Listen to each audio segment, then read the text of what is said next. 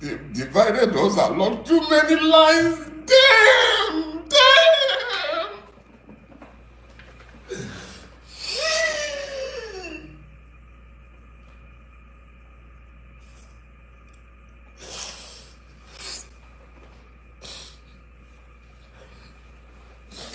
We stopped being human because we became Nigerians. They divided us and we fell for it. Yes, so this is very, very painful. Very painful. Our brother Dele Farotimi, who was arrested in Lagos and taken to Ekiti and jailed for 20 days. He just got released a few days back. And his first broadcast today, he broke down and cried. He shed mad tears, and that touched a lot of the good-willed people around the world. Very, very, very touching. A lot of people call it the cry of freedom. A lot of people call it humiliation. He's been humiliated by the government and by Afe Babalola, SAN, who claimed he was libeled by Dele Farotimi in a book he just released. And that book is number one. It's a bestseller book on Amazon. So you can go check it out.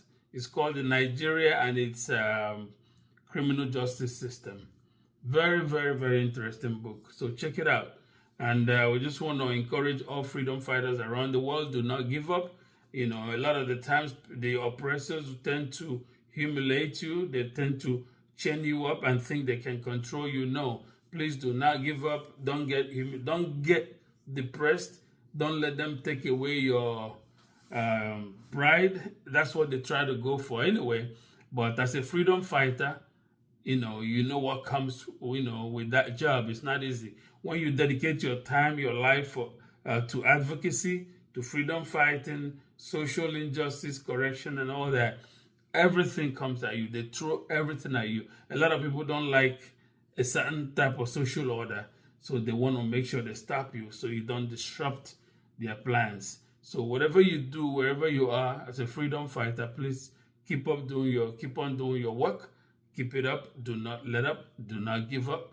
Everything will still be okay. Even if they try to hold you back, hold you down, trust me, you're going to come out good. That cry, we ain't cry. In Igbo land, we call it the akwa arịrị. That one, a humiliation cry, akwa arịrị. Very depressing, actually. Very depressing. Let's watch it and see, and then we can talk about it after that. Let's watch this thing. They've divided us along too many lines. Damn! Damn!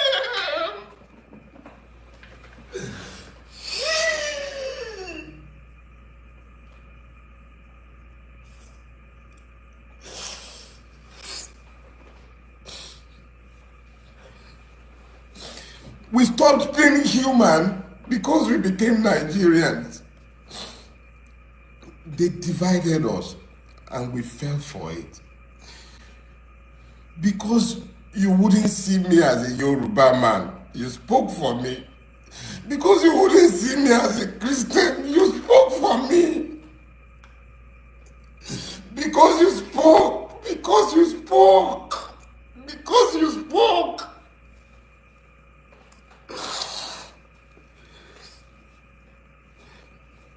Because you spoke, Nigeria couldn't happen to me. Because you spoke.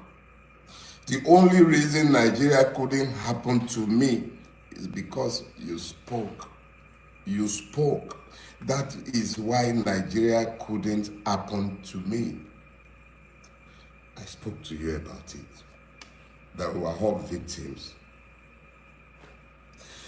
That we have all become as victims in the country that we have managed to build.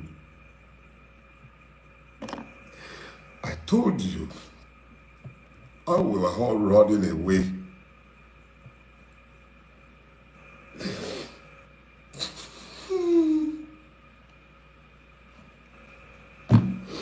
I told you how we were all running away from Nigeria because we have built an intolerable country unfit for human habitation. I have called it the evil empire.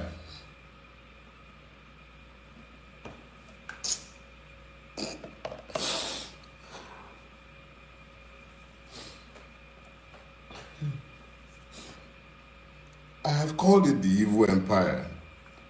I've spoken to the fact that because of what we have all collectively tolerated, we have lost our country and we have become as slaves in the country that we have all built. And we are all to blame. Plus the idiot standing behind pulpits as I'm speaking with you, preaching injustice and lies to the people and helping them to normalize the madness that has overtaken all of us. I said this for years. So I am just as much a victim as each and every one of you. These are the first tears I have shed since my friend Ogunlanu died. I'm not given to tears, and I'm sorry. See, I hear Nigeria couldn't happen to me. Emu, Eki, Biteru Reko. You found your voices. I became you. And in our collective, you couldn't be silenced. And I could not be silenced. So it wasn't me that became the porcupine. It was you, the Nigerian citizens, that became the porcupine. So here is what we're going to do. First question I need you to ask yourself is this. How many of the people feeling the pains of the Nigerian state in detention or in prison deserve to be where they are? There's multiple people that I met in prison, and I will yet speak to my prison experience, but I assure you, I didn't shed a single tear. I was happy for the free accommodation. I didn't like the food and I didn't have to eat it. So I'm not talking about me in some pity form. I went to prison and I view it as a finishing school.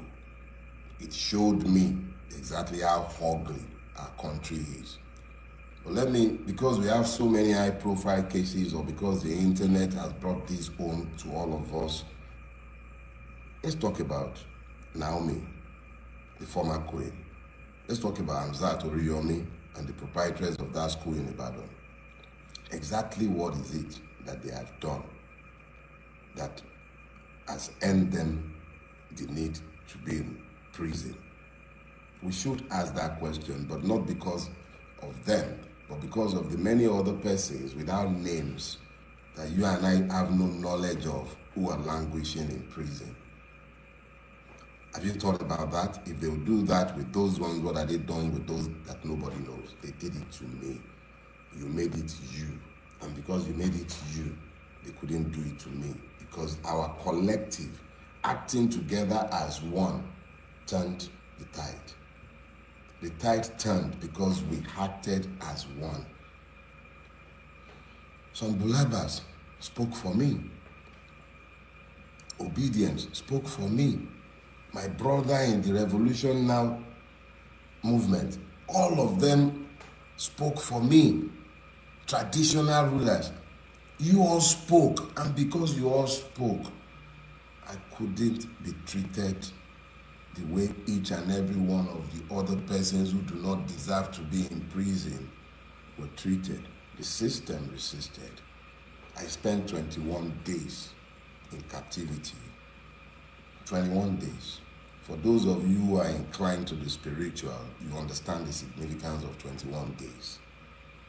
It pleased God that I should be kept in captivity for 21 days. The full cycle of a woman, the full cycle of Mother Nature. 21 days I was kept.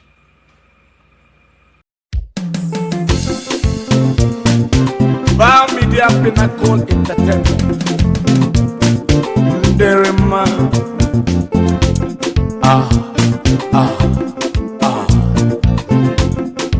More fire. Fuka fuka fuka.